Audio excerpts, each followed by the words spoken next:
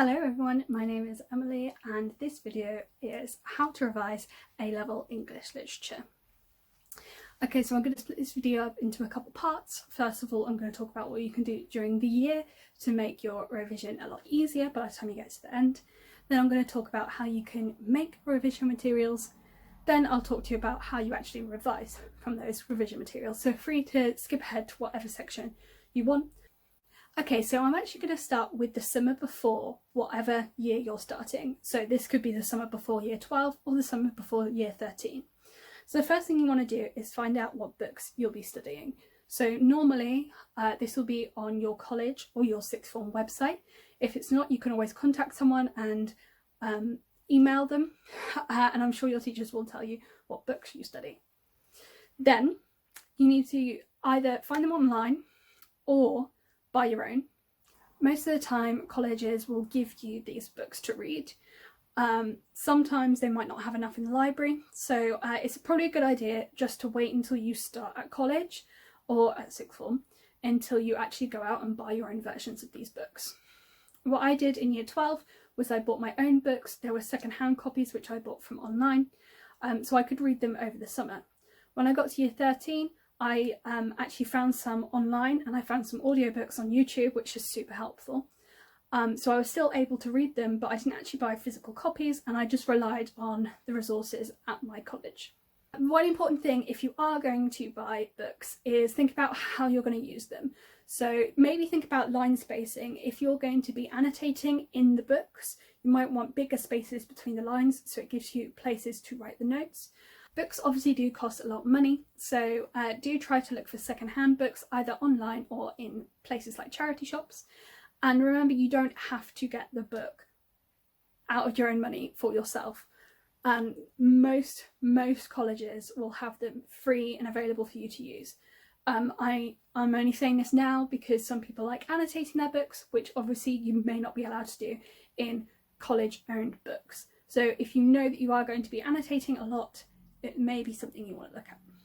Okay, so the summer before you start, I would recommend reading the books at least once, all the way through, even if you don't understand it. So I started with Othello. That was one of the books, one of the plays that I studied. And it was super hard, but I went on to SparkNotes, which is a really good website I will talk about later. And I made little chapter summaries.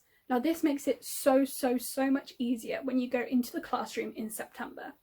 When you start, you'll be going through the book as a class. Sometimes you'll have weekly readings where you'll have to read a certain chapter or whatever for the next lesson. If you already sort of know what's going on in a book, play or whatever type of text you're reading, that will inevitably put you in a really good position. So even if you don't understand everything, just try to read as much as you can before you start. Now specifically for year 13s, first thing you want to do, read all of the year 12 texts again. This sounds quite overwhelming, but it is super important.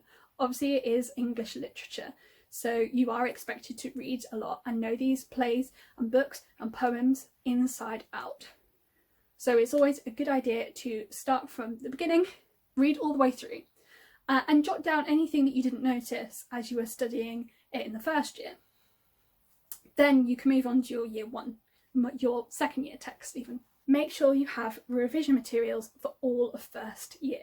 So if you use your summer holidays between year 12 and year 13 to consolidate and make revision materials for all of the year 1 stuff, that'll put you in really good stead for when you get to the year 13 exams, and then you have to remember 2 years worth of content all at the same time.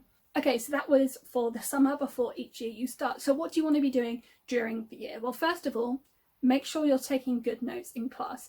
And by good notes, I mean if your classmate says something that you're like, oh, I never thought of that quote like that before, write it down. Also, highlight quotes, context, critics quotes, all that sort of stuff in different colours. For me, I highlight all key terms in yellow, all context in green, critics quotes I did in pink, and so it just means that when you're going through the material, creating revision materials, it's so much easier to pick out all of the quotes. Also, it's a really, really good idea to do summaries. Do summaries of chapters, do summaries of scenes, do summaries of characters. It just means that you're taking one massive novel or play or whatever it might be and making it very condensed and easy to understand. Okay, so now we're on to the section of making revision materials. So the number one thing I did was mind maps. So I've actually got a folder of them here. As you can see, I did absolutely tons and tons and tons of mind maps. So I will take one to use as an example. So what you want to do is put your theme or a character in the middle. Then you want to branch off with quotes or context or whatever it might be, and then branch off from that again doing analysis. So this was from The Handmaid's Tale. Freedom is the theme in the middle. I then came out and did a quote, and then from that quote there was a bit of analysis. It depends what exam board you're on, but for AQA you can get questions on themes or on characters, so I did both.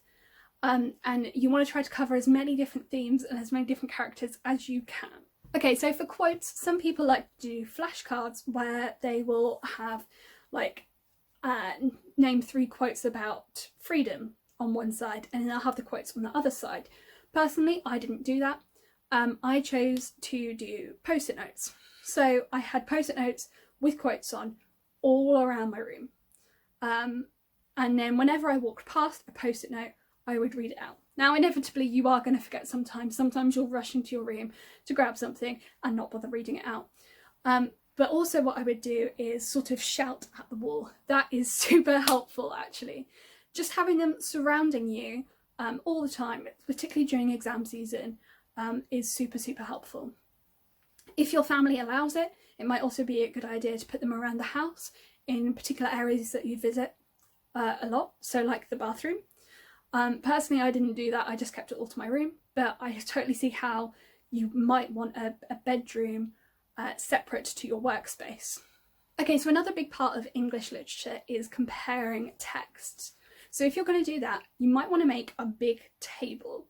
So the way I did this was I got loads of bits of A4 paper, stuck them all together, and then literally compared the 2 texts with one theme on each side. And that was super helpful to give me a really focused look at both the texts and really focus on comparison. So in terms of memorising quotes, another good idea, this is actually from Jack Edwards' video that he made years ago, but you can put all of your quotes into a massive document and a bit of analysis, and that'll just help you have all of the quotes in one place. It depends whether you want to do things on computer or handwritten. Personally, I prefer handwritten, and so I really got on with the method of post-it notes a lot more than I did with the document, but it's completely up to you. Okay, so we've got all of these revision resources now. What do we do with them? First thing, do not just read them over and over. Do not just stare at mind maps for hours on end. That is the worst thing you can do. That is passive. You need to be active when you're revising. So the first thing I did, and one of the biggest things that I did, was talk out loud. Yes, I did look a bit of a weirdo. I would be walking around my room, and remember those post-it notes that I put on the wall? I would read them out loud. I would then turn my back and see if I could remember the post-it notes that were on the wall behind me. And I'd walk around my room and just do that. And when you read out a quote, make sure you then analyse it. There's no point in memorising quotes if you have nothing to say. So if I read out a quote, I would then think in my head, oh, well, what themes can I connect that to? What interesting things do I have to say about that? Is there any context? Are there any critics' quotes that might be helpful that relate to that quote? So you can also use this technique for mind maps. So you can go around the mind map, read out the quotes and read out the analysis, and then flip it over and see how much you can remember. If you're not an oral or like a kinesthetic person, then you might want to try writing it down. A lot of people did that as well. So you would look at your mind map, try to memorise as much as you can, then turn the mind map over, and then scribble out as much as you can on a bit of paper. It doesn't matter how messy it is. Then turn the mind map back over and see what bits you've missed. And then importantly, write those things down in a different coloured pen. Another super important thing to do, and this is normally done closer to exam time, is essay plans. I think a lot of people think that they have to write full essays to do revision, but you really don't. At the end of the day, English literature is such a broad subject and they can ask you practically anything. So you want to be covering as many different topics and as many different characters as you possibly can. But we don't have all of the time in the world, and you are studying other subjects. So first of all, you want to make sure you're covering all of the assessment objectives. If you don't know what the assessment objectives are for your particular exam board, you can find them online, or you could ask your teacher and I'm sure they will know. Then find out what you're really struggling with. Some questions you have extract, some questions you don't have any extracts at all. Which ones do you do better on generally? And which ones do you do worse on generally?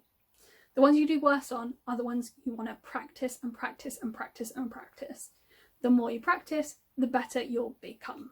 Okay, so for the extract questions, you want to annotate the hell out of it, right? You want to annotate every single little sentence in that as much as you can.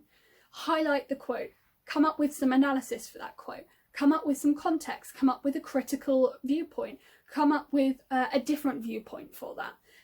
You want to spend a lot of your time looking at the extract and then just bullet point the rest of the essay. So you want to start off doing essay plans with as much time as you like. So you can really get into the extracts, so you can really think about how you're going to compare these texts. And then you want to start doing them timed. And you want to be really strict with yourself on that. So after you've done all of these essay plans, you can hand them into teachers. Most teachers will be super happy that you are doing loads of essay plans and will be keen to mark them. Obviously, some teachers will be less keen, and it obviously depends on the teacher's workload. So if your teacher, for some reason, doesn't want to mark your essays, you can type in online. Twitter is a very good place, and you'll generally find someone online who is either a student studying English Lit at university or another teacher who will be willing to mark the essays for you.